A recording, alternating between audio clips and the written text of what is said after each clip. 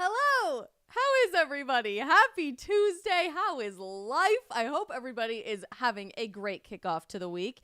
If you've been following along on my Instagram stories, I've had a very bizarre, weird day. If you hear hammering in the background, it's not my fault. They're just, tearing down and replacing basically all of my entire apartment. So life is a little cray-cray at Isabel's house this afternoon. But as always, I'm so excited to be hanging out with you guys like we do every day here on the stream. You are my all-time favorite people, and I love getting to spend time with each and every one of you at 3 p.m. Eastern daily for the stream. We are live on YouTube, Facebook, Rumble, Getter, and of course to our Locals fam and Locals community. And boy, do we have a good one for you lined up today. If you guys haven't already, do me a huge favor and like this stream by hitting the thumbs up or heart button depending on where you're watching. Ring that notification bell so that you always know when we are going live, and most importantly, smash that follow or subscribe button wherever you guys are watching to help us grow our communities one person at a time.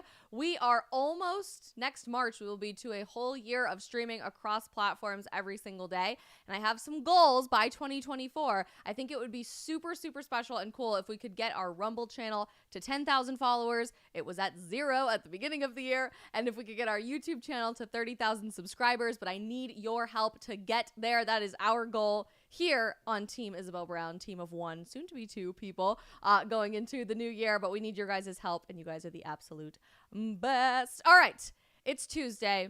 If you hear construction, I apologize, but we got a lot to talk about. So let's kick things off by saying hi to people in our live chat. Starting over on Getter today, Nitty Witty kicking us off in the chat. We love you, Nitty Witty. Thank you so much. Over on Locals, we've got Red 4, Alex Padron, Sabina, Magic Def, and African Warlord and Crazy Cat Lady and more. You guys are the goats. We got a ton of people watching on Rumble already. Thank you, Rumble, for being here. Pocky, Spinner, John Best, Tito. I'm so glad all of you guys are here, and don't forget to use that chat if you guys are joining us for the first time on Rumble. Over on YouTube, Dutch Canadian, Peter Van, Twistianity, and G-Fact kicked us off in our chat. We've got Mighty Sarlog and Brenda watching. Neil and Northern Wanderer tuned in. We've got Random Dude.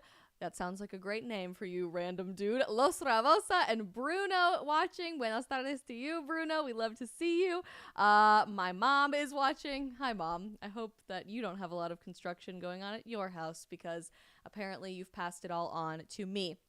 Just as a reminder, you guys, Shadow Band, thank you so much for your awesome donation in our Rumble Super Chat. You guys are the absolute best people on the planet. Just as a reminder, tomorrow I am having a very exciting adventure kickoff. I will be traveling for a very long time, almost 2 days straight, which is crazy, to New Zealand on the other side of the globe because I have been invited to give one of the keynote addresses at the New Zealand March for Life happening on Saturday in Wellington. So on the off chance any of you are Kiwis and happen to watch the stream, I would love to see you guys in Wellington if you're going to be in the area in New Zealand on Saturday. But because of that, our streaming schedule for this week looks a little bit wonky, and we're going to have some awesome guest hosts, as I mentioned yesterday, lined up for you guys. So tomorrow we will be doing a morning stream at 10:30 a.m. Eastern. Grab your coffee, put your PJs on, stay cozy, especially if you're over on the West Coast. We're going to have a morning stream tomorrow so that I can get to the airport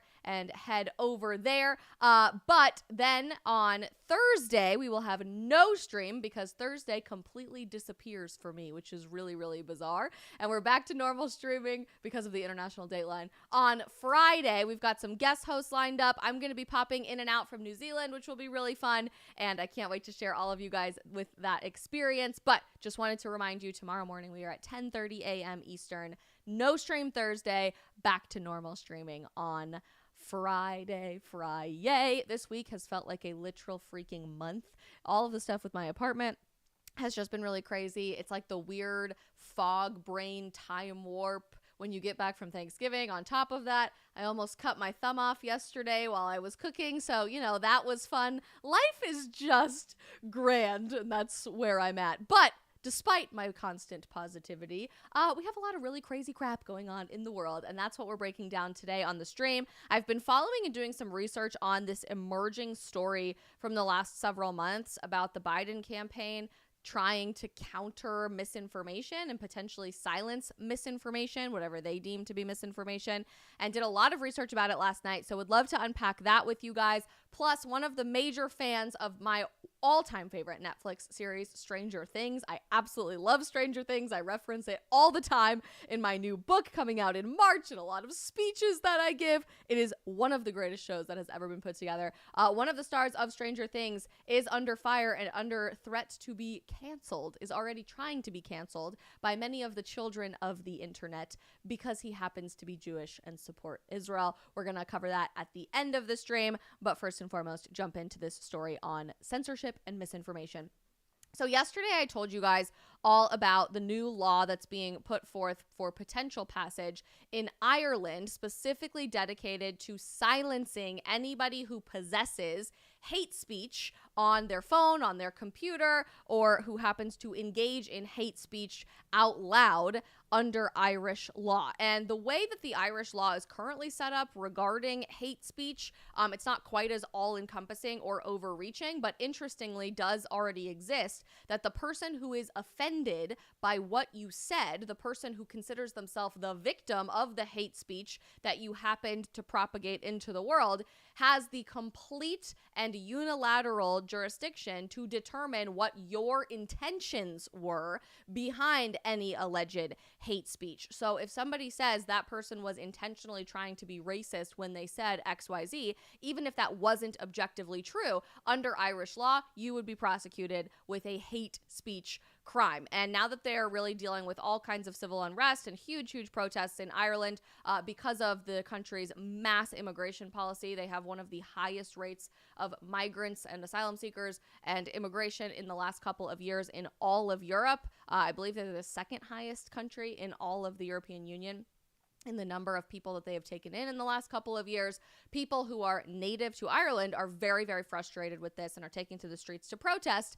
The government's response to that has been, well, let's just censor more and more speech, and let's try to convince people that they are more and more xenophobic and racist and horrible people and bigoted with every passing day by trying to censor what they say, what they post, what they share, what they save online. I said yesterday as we unpacked that story, and it was a really interesting story if you guys want to go back and watch that stream, because I highly recommend it, that if you think this is staying within the confines of a small country like Ireland, think again. We're already seeing mass censorship policies and laws be suggested, passed, and even implemented in the UK, throughout all of the European Union, in Australia and New Zealand, in Canada, and even here in the United States of America. And after I finished the stream last night, I was thinking about that for a while over dinner and just was like ruminating in my mind what that might look like in the United States, especially as things get a lot more divisive and heated up as we approach the 2024 election.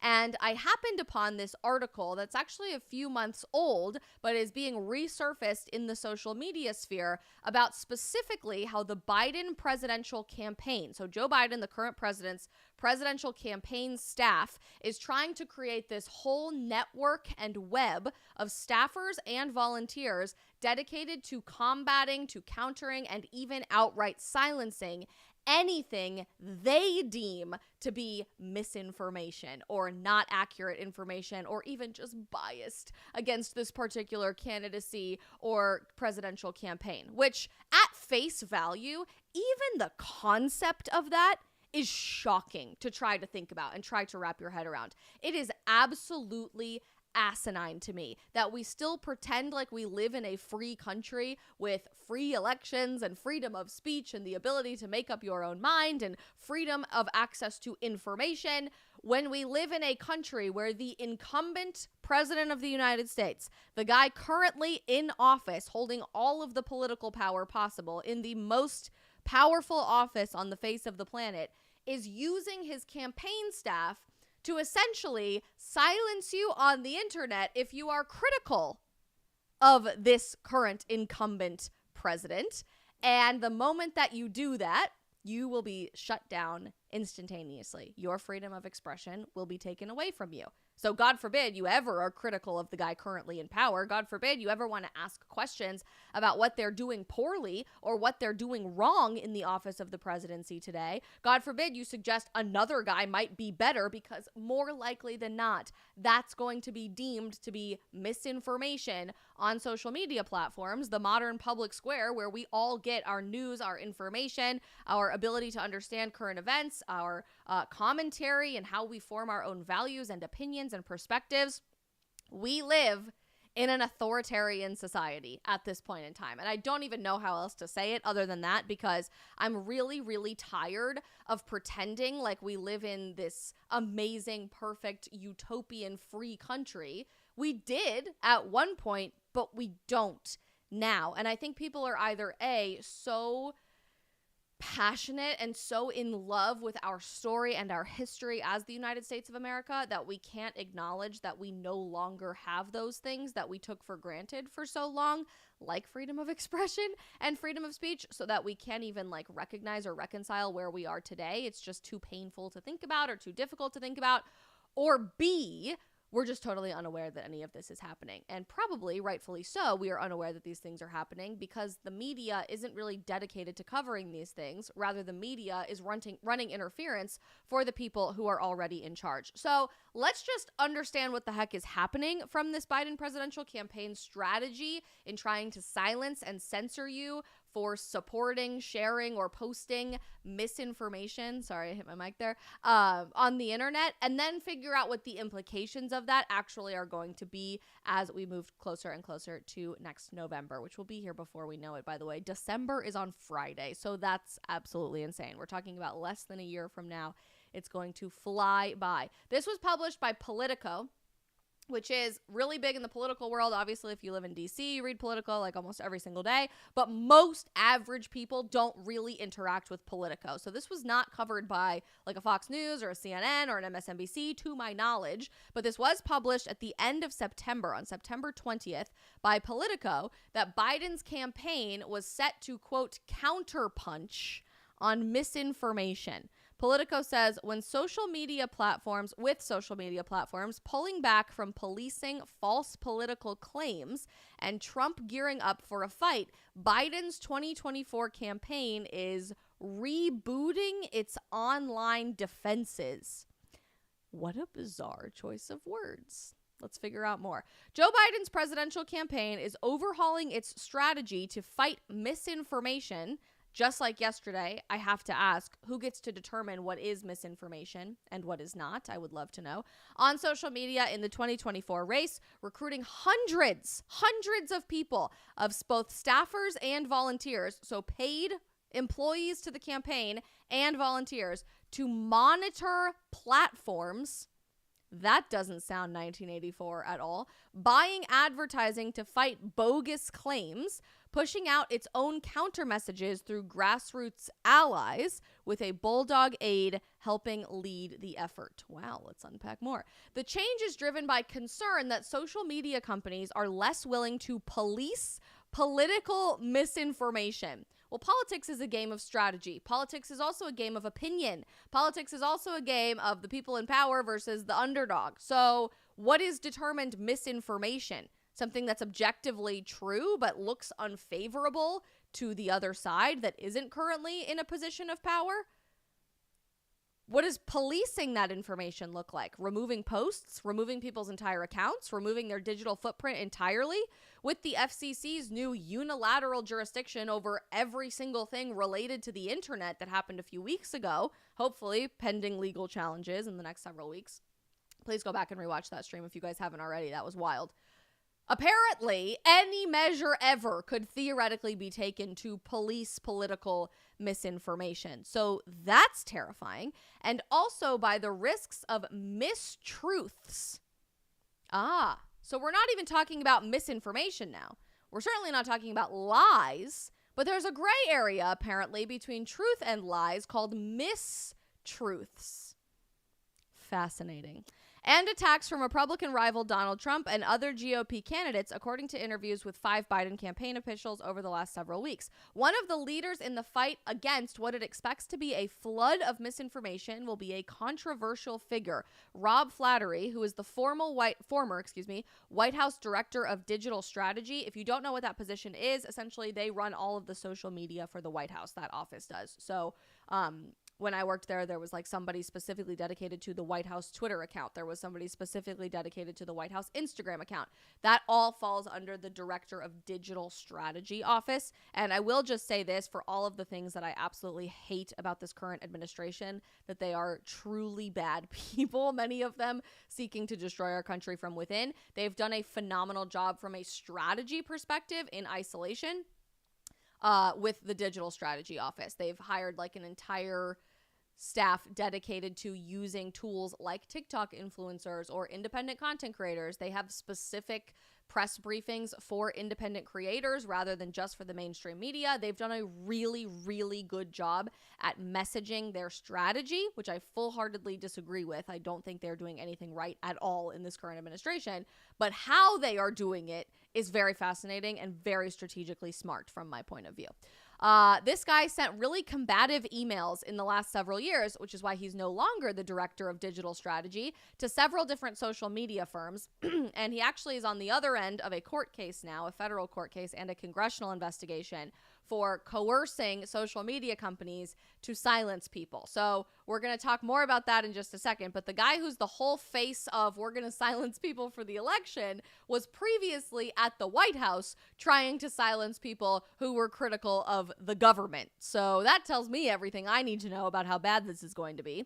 The new strategy offers a window into how campaigns will handle the fast-shifting online landscape of the 2024 election and the increasingly precarious politics of pressuring social media platforms to police, I hate that word, censor, silence, deplatform anybody that goes against the current approved message from this president. Yikes. Biden's re-election campaign is expecting to combat a barrage of false claims by Trump and other GOP candidates about Biden's past record, the White House's COVID-19 vaccine push, and alleged efforts to suppress voter turnout. Under pressure from conservatives to allow more open speech, platforms like X have reinstated numerous far-right conservatives. Yeah, the people that they're talking about there are like the Babylon Bee, a satire account, or Seth Dillon from the Babylon Bee. So, okay, sure. Who had previously been kicked off for spreading false or harmful information, including Trump himself. Facebook and YouTube have followed suit. This past summer, YouTube announced that it stopped removing content falsely claiming that the 2020 election was stolen. Of course, if you did claim that at any time, your entire YouTube account would be like completely shut down. You were immediately demonetized. It was like an absolutely huge deal at the time.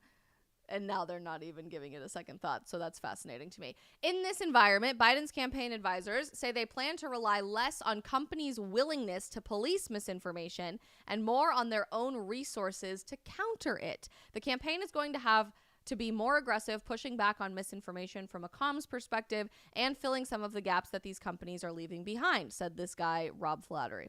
The Biden's administration is currently under scrutiny when it comes to social media company outreach. White House employees, including this guy who is in charge of how this all works, this is Rob Flattery, by the way, he's a young guy, are the subject of both a court case and a congressional investigation over the administration's aggressive urging of platforms to take down posts on COVID-19 and the 2020 election. If you were around at all in the year 2020 on social media, you will remember almost every single talking head, somebody that has a live stream or a podcast or a video series on the internet. We all had posts removed all the time during 2020. I had several posts removed from Twitter just asking questions about treatment protocols for COVID-19 as a biomedical scientist from my college undergraduate and graduate programs. I know many, many people who had their entire account completely suspended on Twitter, on YouTube, on Facebook, on Instagram. Like, this was a very regular thing. And it turns out, we found out years later,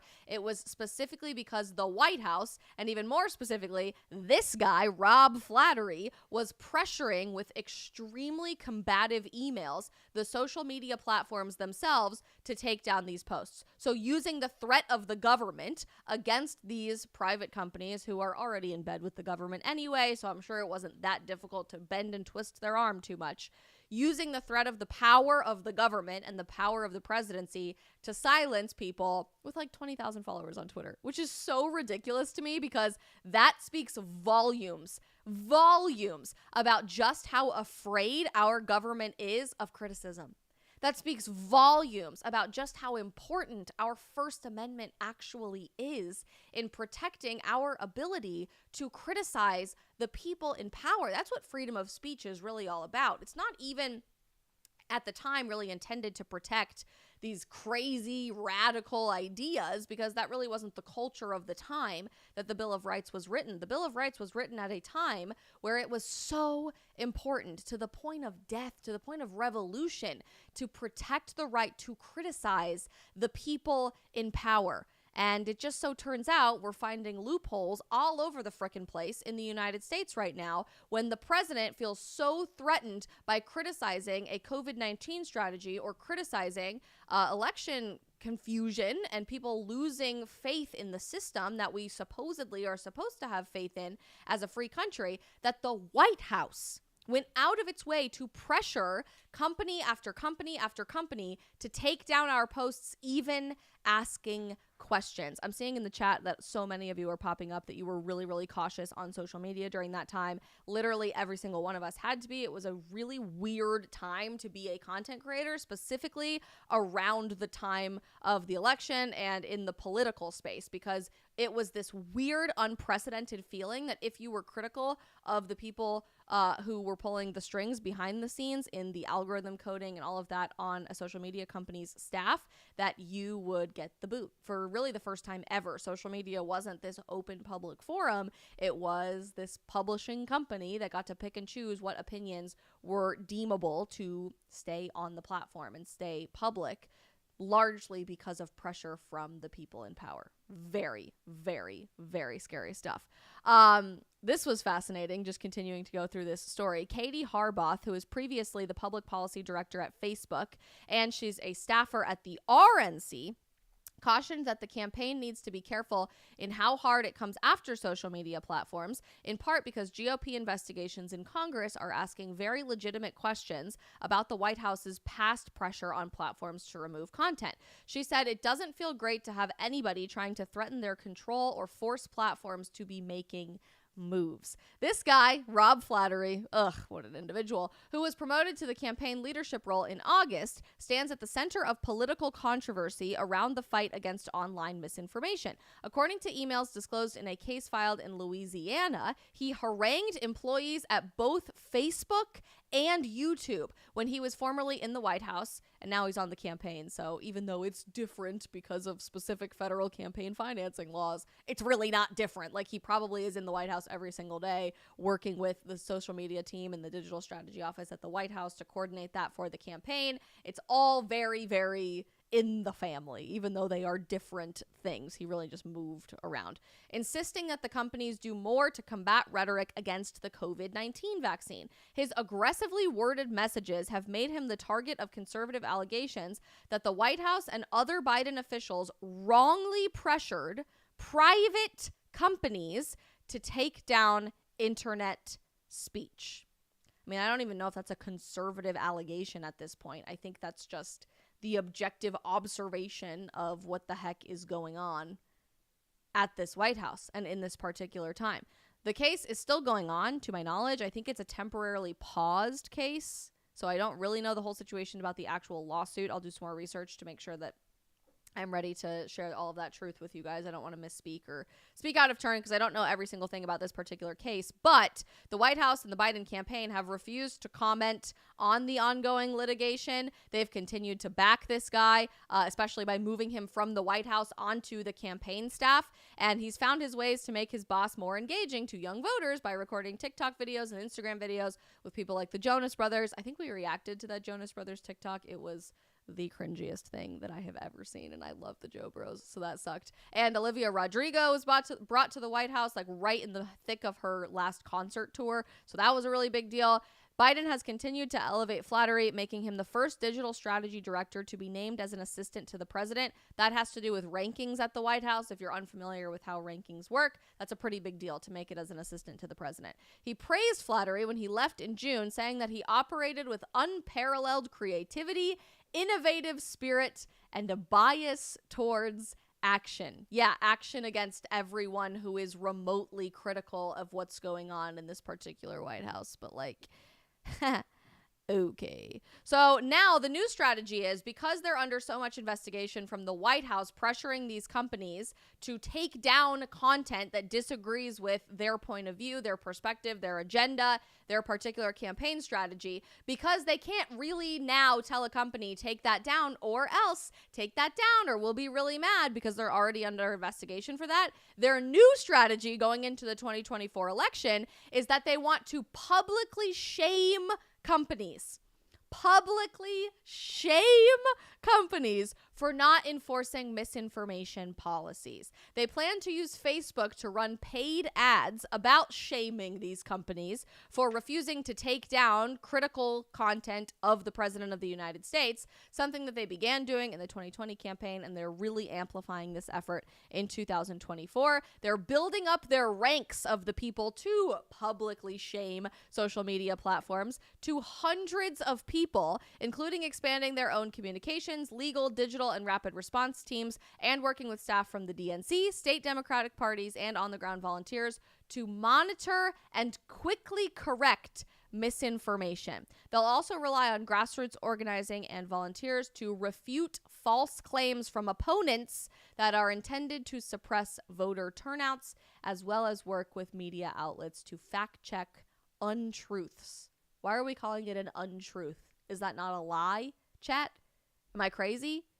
Untruths, mistruths, misinformation. I guess that's what we're calling it now, because you can't outright call something a lie if it's not a lie, if it is factually correct, but you can call it an untruth because it's not identifying as the truth, or it's not what we would identify as the truth. Yikes. And if you want to know what type of content these people are actually working to censor, it's not people saying no Western medicine works, period. It's not people saying the entire system is rigged and blah, like actual conspiracy theorist people.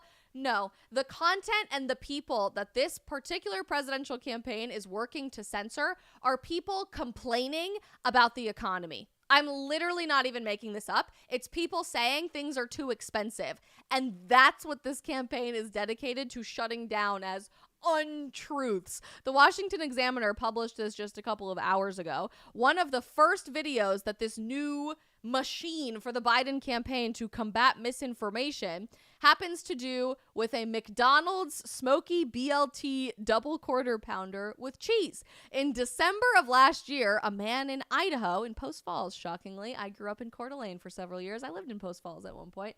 My mom grew up in Post Falls, Idaho, so that's super fun. Very random facts about Isabel time. But a man last December in Post Falls, Idaho, ordered the smoky BLT double quarter pounder with cheese at McDonald's, which was available for only a limited time, along with a large fry and a large Sprite. The cost was $15.19, which along with tax made for a final bill of $16. The man's name is Topher Olive, and he was unhappy about how ridiculously expensive McDonald's is. I don't go to McDonald's very often, chat, so you might be able to respond more accurately, but like, doesn't McDonald's still have the dollar menu? Like, things really should be very, very, very cheap to go to good old Mickey D's, the Golden Arches, unless I am mistaken. I could be wrong, but I'm pretty sure McDonald's still is pretty relatively cheap. Like, one meal should not be costing you $16 So he made a video about it on TikTok to complain about how expensive things were getting. He said, so I guess there's a labor shortage. I get that there is wage increases and a number of other things, but $16? $16 for a burger, a large fry, and a drink? It's just crazy. The video went totally viral and became the source of stories in some conservative media outlets. They soon reached the White House Office of Digital Strategy, which, shocker, coordinates with this guy, Rob Flattery, and they are treating this as a meme. As a meme. Not an actual video of somebody just complaining, but a meme. As one of the many exaggerated examples of the nation's economic woes. And of course, who happened to write those ridiculous clown world sounding words? Washington Post reporter Taylor Lorenz, who is literally the bottom of the barrel when it comes to journalistic integrity. Like, if you've never read actual journalistic pieces put together, journalistic, I shouldn't even say it's actual journalism, literal freaking hit pieces and propaganda published in the Washington Post by this girl Taylor Lorenz, just entertain yourself with a glass of wine tonight and scroll through. You will be howling laughing, and then you'll start crying because you'll realize this is actually correct, that this woman has a job and is publishing these things in the ethos of the American political zeitgeist. But she says that this video wasn't a run-of-the-mill guy in Post Falls, Idaho, complaining about how expensive his McDonald's meal was. No, it was a meme. It was a meme that specifically was exaggerating the nation's economic woes. Because even though you thought your meal was expensive, it really wasn't. Even though McDonald's cost a whole lot more than it normally did, it really didn't cost a whole lot more because we don't really live through a bad economy right now. The economy is the best that it's ever been. And how dare you create a mockery of the objective truth of our phenomenal economy by complaining about how expensive things are under the Biden regime. Oh no, that's just a meme, and we're going to use the mainstream media to combat your experience as an individual American citizen and basically just call you a liar for complaining about how bad things have gotten under the people in power. Unbelievably ridiculous. She said in that same article, in reality, inflation has been steadily subsiding. That's actually not true. Inflation is going to be slower in the next couple of months and has been over the last few months, but prices are still going up. Like, anybody can just go look this up. Anybody can do general research on the economy and figure this stuff out. But interestingly, in their quest from the Biden campaign to censor misinformation and counter what they call untruths or counter what they call half-truths, not even lies, they're just calling them untruths, they are outright lying to your face, using the mainstream media to do that. They hire very well-respected and renowned journalists to write, actually, your experience, even though it's objectively true, was a lie, and it's a meme, and it's something that we cannot stand for because it's critical of how bad things have gotten. So we're just gonna lie to your face and tell you inflation has actually been subsiding. It's actually been going down. Things are really great. There was a post that Emrock just reminded me of in the chat. The White House just last week said in multiple posts on social media that this was the cheapest Thanksgiving in recent years, if not ever. I don't remember the exact verbiage that they used there, but they actually tried to gaslight you into saying you were saving money this Thanksgiving under the Biden economy. Saving money compared to what? I mean, like, who is trying to believe this crap? I genuinely cannot wrap my head around how overtly these people are lying to your face, gaslighting you, and then trying to convince you that you're the liar. It is so far into the realm of government propaganda, of the Ministry of Truth, and nobody really wants to call it out for what it is. It's asinine to me. So the Washington Examiner reminds us that the White House and the Biden campaign are specifically pushing against complaints like this viral TikTok video about the price of your McDonald's meal. They're not trying to censor people with massive followings. They're not trying to silence people who are legitimate conspiracy theorists or like genuinely believe that everything is like all these crazy people. No, they're going after a man in Post Falls, Idaho, for complaining about how expensive his burger was at McDonald's. which has been fact-checked to be true, by the way, that the economy is worse in Post Falls, Idaho than it really ever has been. So these are the people like you watching this stream, people like you who are frustrated with how bad things have gotten in the last 3.5 years. People like you who are looking for change and who are willing to try to identify how bad things have gotten on social media to change the minds of the people that you have influence over, your family, your extended family, your friends from school, your coworkers, etc. They want to silence you because they are that afraid. They are that terrified. They are that desperate to hang on to any semblance of political power whatsoever,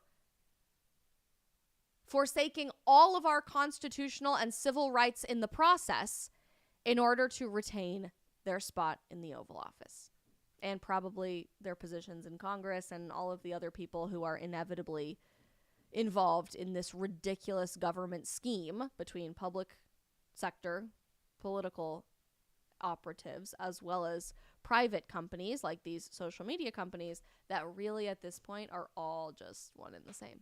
They're all just one and the same. Nitty Witty just said in our chat, and I love this, you can't have your laborers complaining about economic woes and poor working conditions. I could not have said that better myself. You can't have the silly, stupid plebes that you're expecting to vote for you complaining about how bad things have gotten. You can't have the uneducated masses complaining about how bad things have gotten. You have to tell them the agenda. You have to tell them the facade. You have to get them to believe the narrative by calling them liars, using the vehicle of lying to them to get there if you want to retain political power. This is quite literally, by every definition in human history, the textbook definition of totalitarianism, of an authoritarian government that is refusing to yield the power that they have and are instead manipulating it to destroy your rights, to destroy freedom, to destroy liberty, to destroy morality, calling you a liar while lying to your face. Fascinating. Remember, this is precisely, in these court cases, how the White House is describing the work that was previously done by this guy, Rob Flattery, in this Missouri versus Biden case. At the time, as Politico reported, evidence showed that he harangued employees at Facebook and YouTube when he was at the White House, and that's exactly what's going to keep happening. His aggressively worded messages have made him the target of conservative allegations that the White House and other Biden officials wrongfully pressured private companies to take down internet speech. And lest we forget, this is not the first time that this has happened. The McDonald's burger suppression story, what do we want to call that? Burgergate? I think that's great. Burgergate is not the first time that they are desperately trying to censor objective truth, that they are trying to gaslight you into thinking that your real lived experience is wrong. If we go back just a few years ago, and I know our attention span seems to be getting shorter and shorter and shorter by the day, but if you remember just a few years ago, the Biden campaign, before they were even in the White House, successfully worked with social media companies to suppress what? The Hunter Biden laptop story. Telling you were crazy if you believed in this, shutting down your entire account if you shared information about it, saying that you were spreading misinformation and propaganda if you shared a post that somebody else made about it, only for years later social media companies to come forward and say, yeah, I don't know, maybe we messed up doing that. Maybe we shouldn't have done that. Maybe we shouldn't have censored people on the internet. Oops, our bad. Sorry, damage is done. As we get closer and closer and closer to the next election. This is what they do. They will do anything and everything in their power to silence you, to belittle you, to gaslight you, and to retain power over you. The question is, are you going to let them? And are we going to let them continue to engage in this type of mass censorship with social media? It's up to us. I mean, I know it seems out of our control because the algorithms and these big companies and the big CEOs, but if every single one of us took to our social media to tell these stories, to tell the truth, it's hard for them to silence everybody. They can't silence everybody. That's impossible. So the question is, what are we going to do about it? It's up to us. Insane stuff, especially as we get closer and closer to the election. And I expect a lot more stories like this one to come into the fold. I'm sure there's like a million other things happening behind the scenes that haven't been exposed yet either, that I'm just waiting to hear about. But in the meantime, I got another story to share with you really quick before we go over to locals for our post-stream Q&A. You guys know I absolutely love Stranger Things. I am like obsessed with Stranger Things for all of the problems that Netflix has. They did a phenomenal job with this series, and I have been counting the seconds for Stranger Things season 5. So excited, like literally cannot wrap my head around how excited I am. I have no idea how they're going to deal with the kids all being grown up now. Are they going to like de-age them? They probably have to, because they all grew up and they all became grown-ups. But one particular Stranger Things star who plays Will Byers, if you guys have ever seen the show, his real name is Noah, the actor's name is Noah, is being called to be canceled all over social media because he happened to post something on his Instagram story specifically supporting the nation state of Israel. I put a couple videos together for us to just get the 30,000 foot outlook on this, but I want you to know that this is happening culturally, the insane, ridiculous cancel culture mob, so much more than I think we often realize, and it's like the left eating the left at this point, and I'm actually really excited to see it because the more stuff like this happens, I see people's eyes being opened, like that's ridiculous. Why on earth is this even happening? We shouldn't be this insane. And I think it's really opening people's eyes as this continues to roll out. So let's check it out. Noah Schnap is being canceled for posting this pro-Israel video. So a video of Noah Schnap is going around where he's taking a video or picture of one of his friends holding these stickers that I won't read, but if you want, you can pause and read them. We'll pause it. So it says Hamas is ISIS. That was one of the stickers, and the other sticker says Zionism is sexy. Just as some background knowledge, Noah Schnap is Jewish. He was hanging out with his Jewish friends when he posted this video on his Instagram story. He previously has posted about how he feels about the whole Israel-Hamas conflict starting on October 7th as a Jewish American. Like, he's very outspoken about this. So I don't know why everybody completely freaked out on him, but look at how bad this got. Yourself. Now, this video did not go down well at all with Noah Schnap's fans, as almost every single comment that he has gotten after this video have been things like people saying they're unfollowing him. So it says, really? Do you really share a story promoting Zionism as sexy? WTF. Apparently the watermelon emoji is supposed to be like this undercover support Palestine, free Palestine thing. I don't know. I don't really get it. There was another comment. Noah, why is killing innocent civilians sexy? I liked you before, but I had to unfollow you. Hope you can open your eyes, Noah. Pointing out the fact that he deleted the IG story, and just a few hours ago, he disabled his entire comment section because so many people were coming at him about the video. Now, Noah Schnap posting this video has actually started to affect me as well. This guy's name is Noah Glenn Carter on TikTok. He has a huge account. So apparently a bunch of people were thinking this guy is Noah Schnap. People who don't even watch Stranger Things, they have no idea what the actual actor looks like. They started coming after this guy. As a lot of people have started coming to my page, confusing me for Noah Schnap, and they've been leaving comments coming at me about this whole situation. You guys, I am not Noah Schnap. I am Noah Glenn Carter. We are two different people. As of right now, outside of disabling his comment section, Noah Schnap hasn't really addressed anything about this situation. But since it's gotten so big, I expect an apology is coming soon.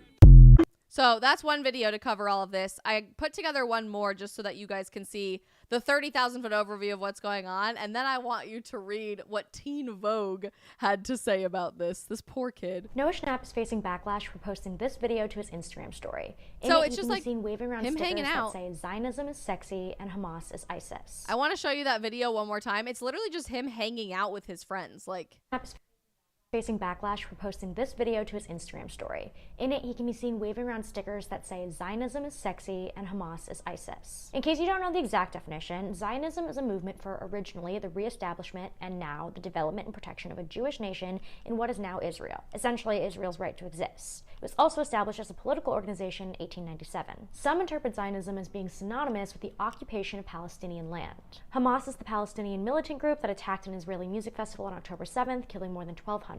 The group has no official links to ISIS. no official, but like We all know that information. Has since been deleted from his account, but commenters immediately took to Twitter, Reddit, and Schnap's latest. Okay, some of these are like wild. It's very small, so I gotta get close to my screen. When I saw this on Twitter, I literally was rendered speechless. I have no words. This is heinous. I genuinely hope his career fizzles out and dies after Stranger Things ends. Post to discuss the stickers. Many saw the videos trivializing the situation in Gaza, where more than 11,000 people have been killed. Schnap has also recently been criticized for allegedly liking a post which mocked Palestinians. Some are calling for a boycott of the upcoming Stranger Things final season. So they don't want him to be included in Stranger Things 5 whatsoever. I saw somebody in our chat on YouTube saying, how is this him being canceled? He's just being unfollowed. So there's like mass calls on social media now for Netflix to recast the character Will Byers, who Noah Schnap plays in the series, has since the very beginning of the series, and has been one of like the main characters of the show. And people are echoing this all over social media and saying if Netflix doesn't recast him for this post that he put on his story as a Jewish American and his experience being a Jew through this experience, they're just going to boycott the entire new season entirely. Schnap stars in, or for him to be recast. But others have defended Schnap's right to express his views in alignment with his Jewish identity. When the war first broke out, he posted this. It says, as a Jewish American, I am afraid for my brothers and sisters in Israel who have been senselessly attacked by Hamas. I am truly heartbroken to see the brutal murders of innocent children, women, and soldiers fighting to defend themselves. I, like others, want peace for both Palestinians and Israelis. Let's stop the rhetoric and choosing sides. Instead, we must recognize that we are all on the side of the fight against terrorism. Choose humanity over violence. Where he said that as a Jewish American, he feels afraid. We've reached out to Noah's team for a response on all this, and we'll update if they get back. So people are going out of their minds to basically demand this kid, because of his experience as a Jewish American supporting the state of Israel, be completely removed from this Netflix series that is arguably the most successful Netflix series of all time. I think that it is easily for Netflix, but one of the most successful TV series of all time. I mean, Stranger Things is like an iconic cultural television series here in the United States. Tons and tons and tons of cultural zeitgeist like spill out into that with how we have American culture today. A lot of that came from Stranger Things. And so it's really sad to me how extreme these calls for boycotts actually are. And I hope and I pray that this kid does not apologize. But he immediately took down the post. He shut off all of his comment section. Apparently people noticed that the main character of Netflix who plays 11, or main character of Stranger Things who plays 11, Millie Bobby Brown, unfollowed Noah and then refollowed him because so much drama was happening over this. They were like best friends on and off screen because of all of this too. So people were really surprised by all of that. And here is what Teen Vogue, the pinnacle of journalistic integrity, had to say about the entire situation. There's a picture of Noah, who, by the way, has been like the darling of liberal celebrity followers for a very long time, like a very long time. He's a very liberal leftist guy. Like, this is not new information, I guess, but people are like, well, you're not really part of my camp and you don't really support me, blah, blah, blah, blah, blah, because you're a Jew, essentially.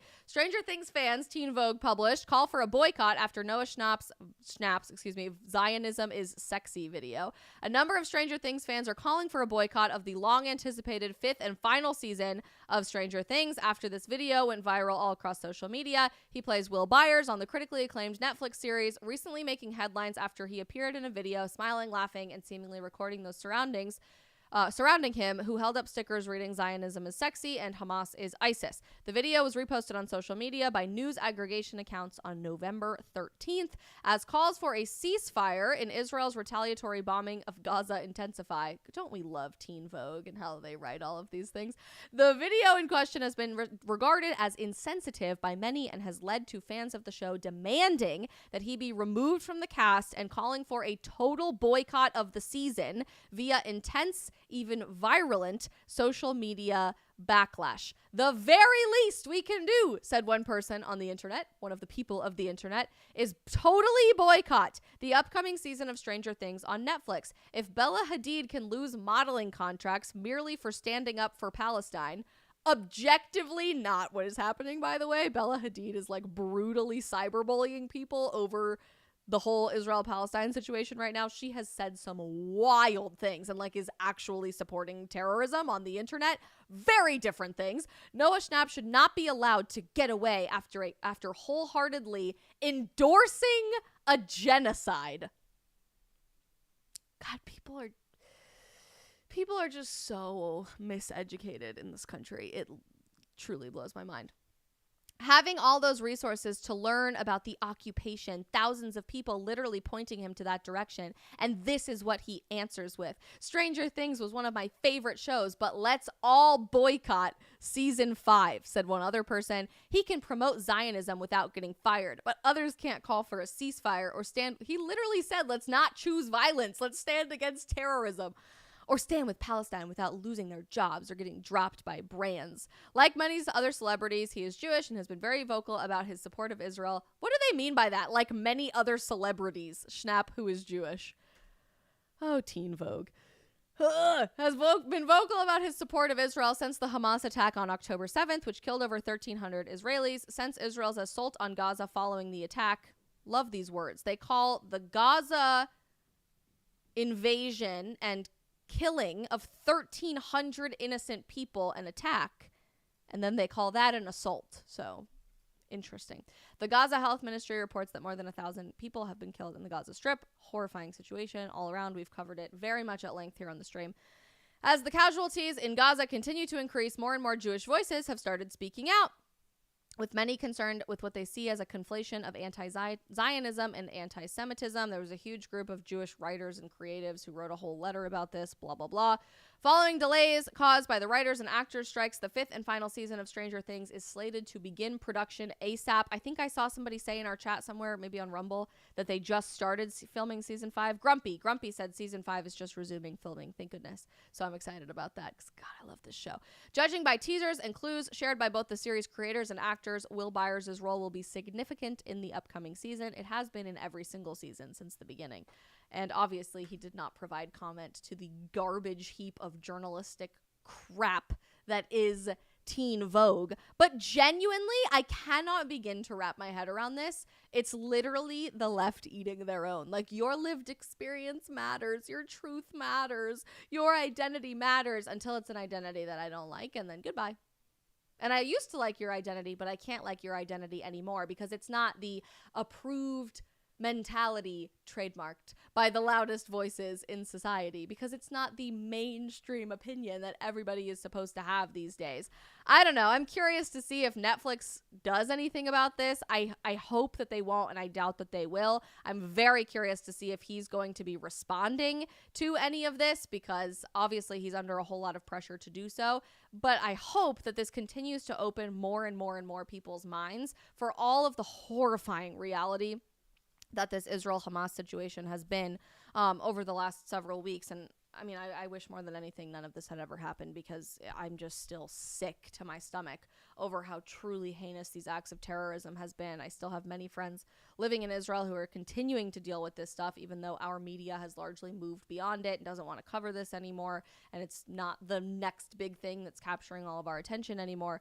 I'm still just sick to my stomach over this every single day. But for all of the horrible things that are happening, at least in the West, I am seeing this issue start to open a new door to an interesting conversation in American and Western culture. Particularly, a lot of people in my life who are Jewish, who very much supported the left, or who were like huge mega donors to their college campuses and huge donors to the Democrat Party, are all very much changing their tune and saying, apparently it's always been this bad, we just didn't realize. Apparently anti-Semitism is alive and well in the society that we live in today. We just didn't realize how bad that it is. And at least it's getting people started and having a conversation of, okay, well, if we respect everybody's identities, how come my identity doesn't count?